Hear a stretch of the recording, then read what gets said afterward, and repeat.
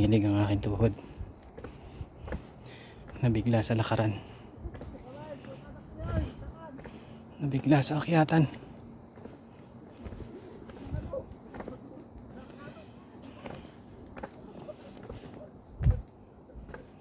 Natividad, Pangasinan.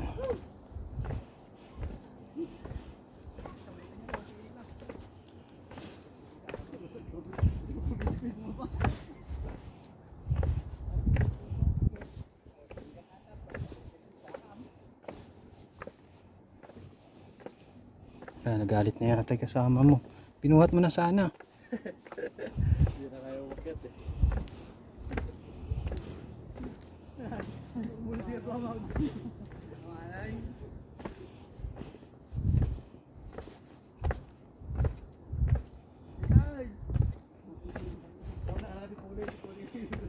Mas madali bumaba ngayon. Nga lang, dahil bugbog ang binti at hita, nakakanginig. Kung kasamahan ko si Masi at Ening ito, isusumpa ako.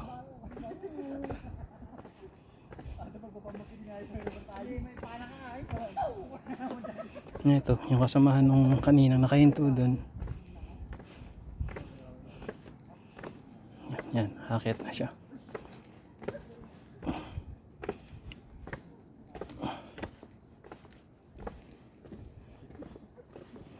Konti na lang, sulit pag nandun ka sa taas, maganda view. Tiis-tiis lang.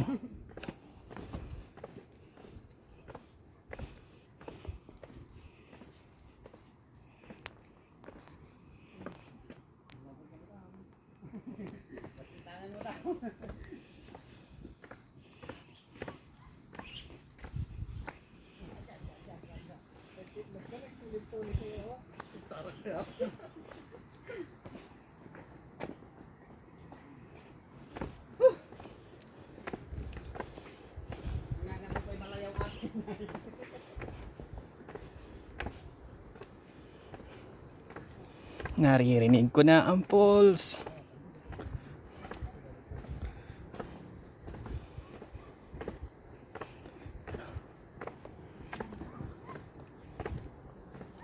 Dito, pagka nagkamali ka, kurado, pupulutin ka sa baba.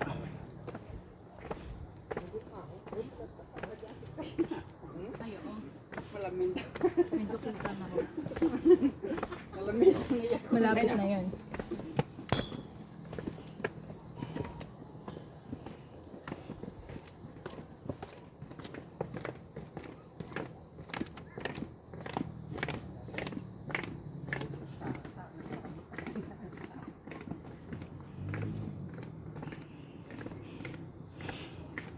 Yan ang mga kasabayan kong umakyat kanina.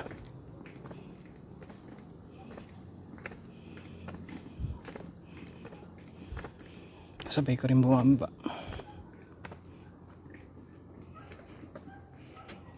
Madali lang talaga bumaba. Yan. Umakyat lang talaga mahirap. Nakakapeki yung mga litrato sa Google Map. Kasi ang pinakita lang nila itong paakyat na to. Pero hindi nakapicture yung mag-uumpisa na sa paliko-liko na to. Ito ang mas mahaba. Itong paliko na to.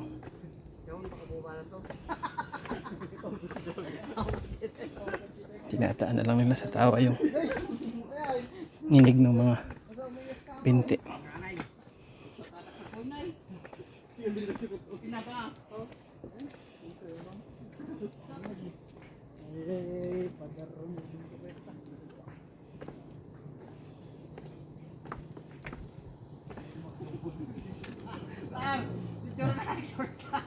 Nanyorkat na siya. Iwanan na yung mga kasamahan. Oh. Kinat na niya. Pero kung yan dumaos-dos, gumulong, iyak. Ito yung hindi pinakita sa mga picture ng naka-ano sa Google Map, naka-upload.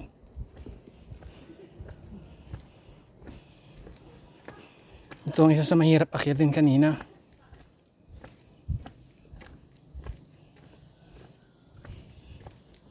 May mga pwede ka naman pagpahingahan tulad yan. Simula kanina rin sa taas, maraming ganyan. So kapag kapagod ka na, pwede ka muna mag-standby. Yan ang bayan ng Natividad, Pangasinan. Nasa paanan sila ng kabundukan.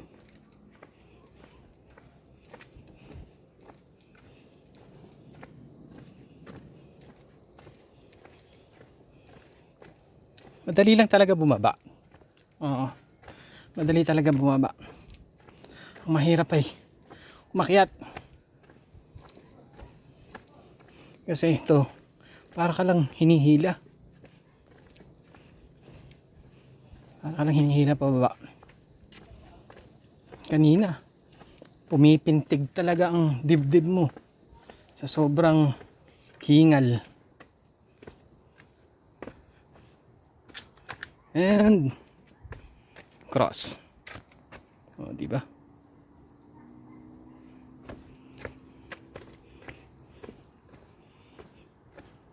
Ito mahirap sa solo. Tapos mahiyain ka. Hindi ka makahingi ng pabor. Magpa-picture.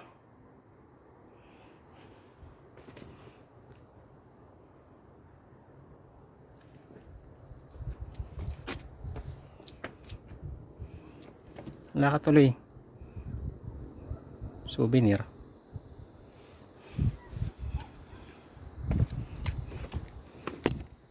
Puro picture ka lang. Wala kang stolen.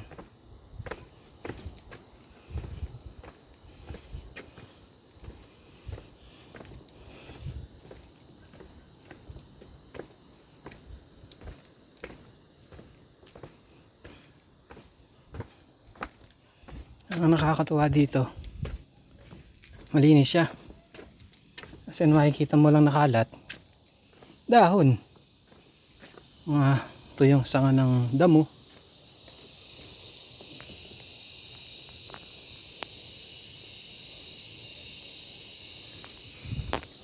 Pero wala kang makikitang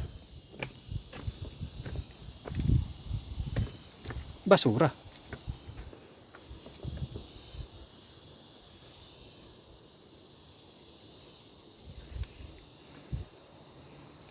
Konti na lang.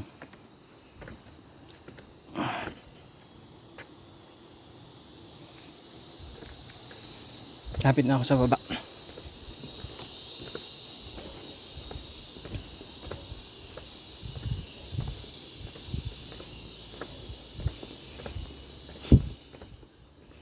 Kung ikaw taga rito, pag akyat lang dito, akyat baba kada umaga, ay sabi ko sa'yo,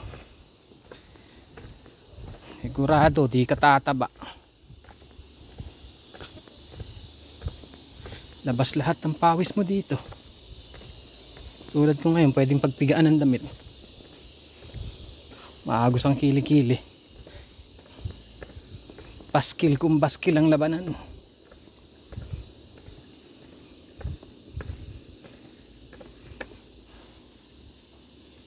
Ay, sarap dito.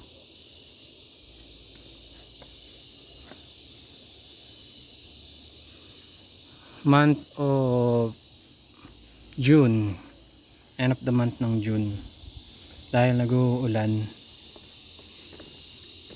basahan lupa, tapos may mga damo na nagsasariwa na yung mga dahon ng puno, kaya maganda sa mata, malamig sa paningin, sobrang nakaka-relax.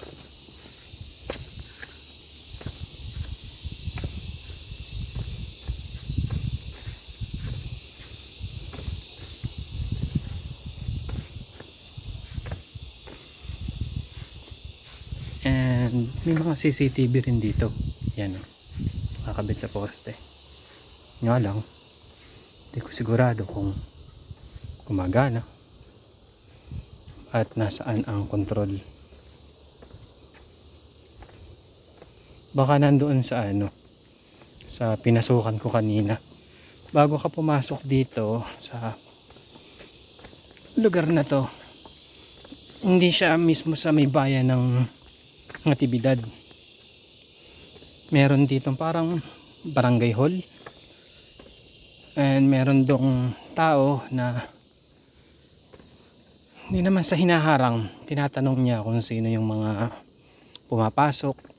Siyempre, kita naman sa natin na hindi tayo mukhang taga rito. So, tatanungin kanila kung taga rito ka ba or hindi. Yun nga lang, mabubuko ka kagad eh. Kasi ako tinanong kanina, hindi ko naiintindihan. Kasi hindi ko sigurado kung ang salita ba nila rito Ilocano, basta hindi ko naiintindihan eh. Kaya sinagot ko ng Tagalog. Yun pa lang, buko na ako, hindi ako taga rito. Pagkasabi ko na hindi po ako taga rito, kaya gusto kong pumunta sa Sky Plaza,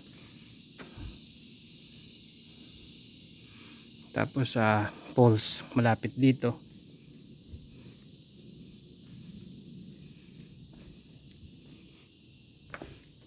Pinapasok ako sa loob ng barangay hall, chapel. May chapel dito. Chapel Don Feliciano G. Rafael Sr. Anong pangalan ko? Anong chapel to?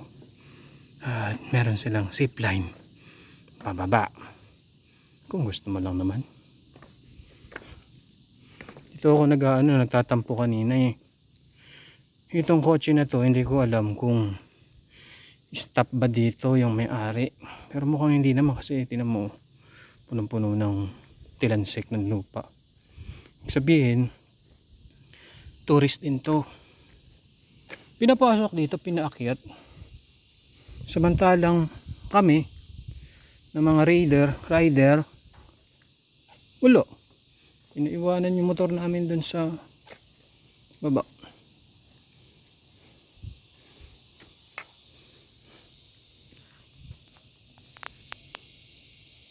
Kaya simula ron sa pinakaibaba, talagang feel na feel mo ang paglalakad sa pag-akyat. Yun o, dami lang kalapati. Nakakuha ko ng idea kung ano ang maganda sa kulungan ng mga kalapati. Ito sobrang presko. Nga lang, talagang pagkakagastusan mo to, itong kulungan na to. Pero ang ganda ang kalapati fresh na fresh yung mga hindi sila stress. Ganda ng balahibo ang kikinis, payapang payapa. Wala ibang gagawin kundi kumain, parami. And ba na, balik tayo rin sa kinukwento ko kanina, yung pagpapasok ka meron kang bayad na environmental fee, 30 pesos. Ito kanina pa to, dalawa na yan. Pag-akit ko pa lang, andyan na sila, baka nagde-date. Maganda nga naman kasi dito kung dito ka mag-date.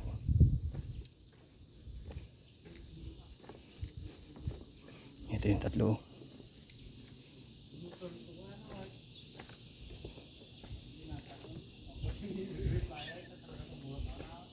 Mahinga na sila. Pakalapan ba natin may salang?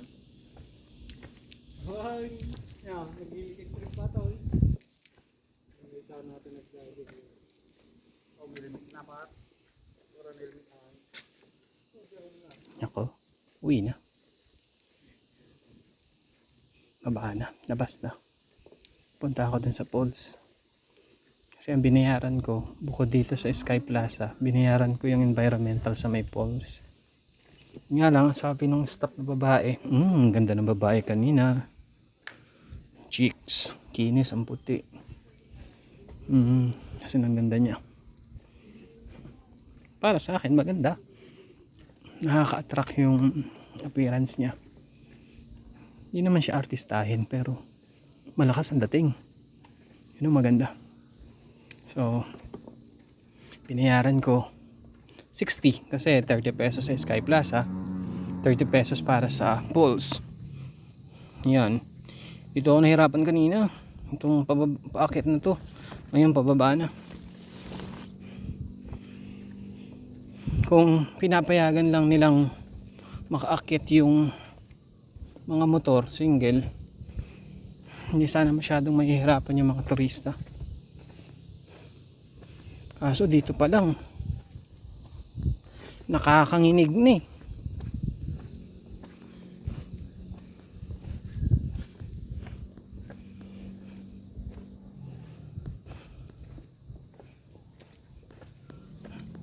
Tulad ngayon, nalalambot ang mga tuhod ko. Nanginginig ang mga laman ng binte. Ay, nako, ayan o, muntikan pa. Muntikan pa ako maging kwento.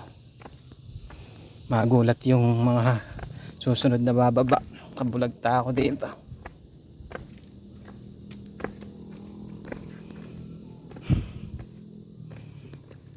Sulit. Sulit ang pagpunta dito, pag-akyat. Ano ba ngayon? June 28, Saturday.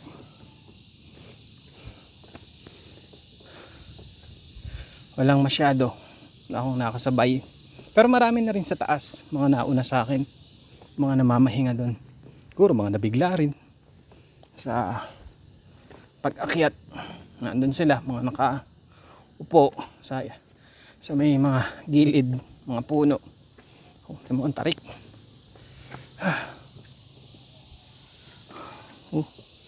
Ayun pa lang yung pinanggalingan ko. Wala pa ako sa kalagitnaan bababa.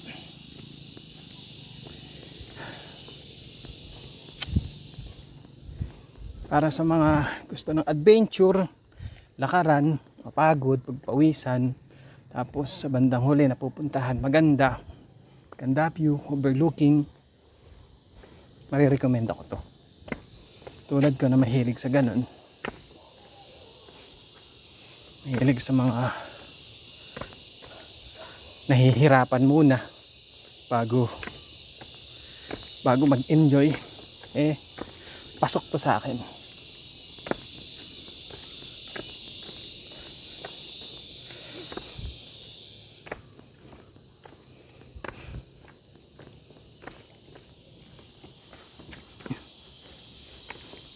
Ako nakapayong. Yan. Nakapayong ako simula kanina nung umakyat. Kaya yung mga nakakasabay ko ang tingin sa akin hindi ko masabi.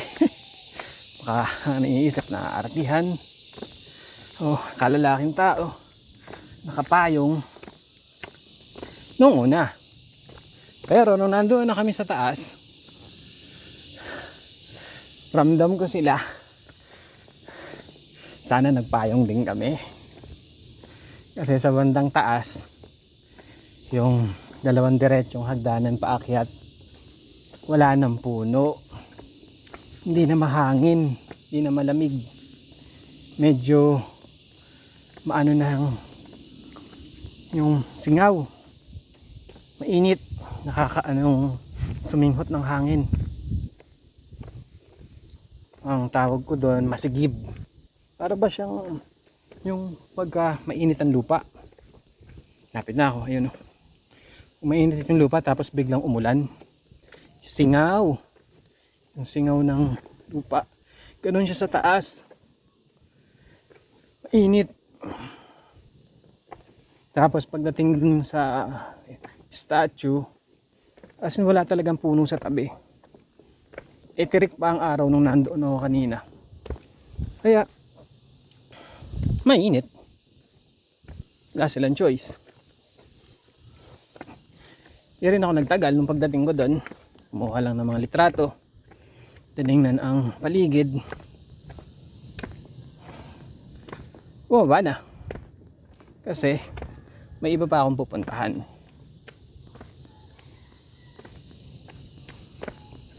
Kung wala naman akong ibang pupuntahan, mag-i-stay ako ng matagal doon. Kaso, meron pa eh. Kaya, ano muna.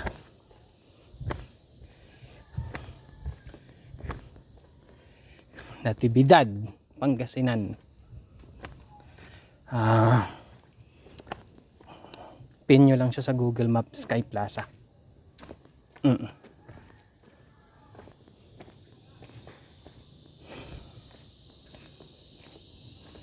Lapit na ako. Dito yung parking sa side na to, sa baba. Parking ng mga motor. Kaya ewan lang kung madami ng mga nakapark dyan. Kasi kanina mabigat na ang aking hakbang. Mabigat na ang binti ko. Yun, parking. Wish ko lang si Rip ay hindi ginalaw. Sabagay, may bantay naman eh. Tinanong ko siya kanina kung 24/7 yung nagbabantay doon o daw. So feeling ko safe naman si Rip doon. Ito, dito ka mag-uumpisang umakyat. Yan. Diyan. Medyo nahihiya rin ako. Simula kanina hanggang ngayon. Nakapayong. May cute dito eh. May cute. Ay, pakita ko sa inyo. Charan.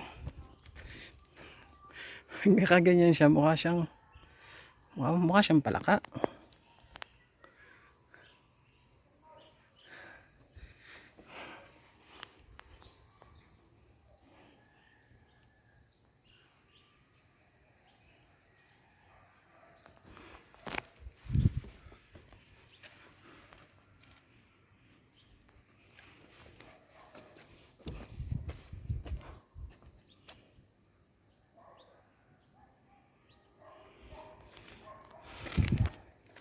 Ito ang parking area ng mga motor. So, uwi na ako. Ay, hindi. Lipat pala ng lugar.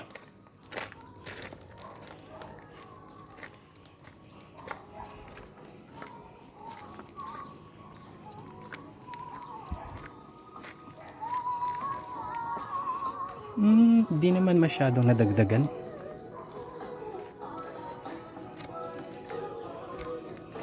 Dami rin mga nakasnipe oh. Sa 2, 3, 4, 5. Siguro ito yung motor nung 3 nakasabayan kong umaakyat. Ito si Rip, nananahimik dito sa isang tabi. Bye bye. Lipat na ako sa Falls.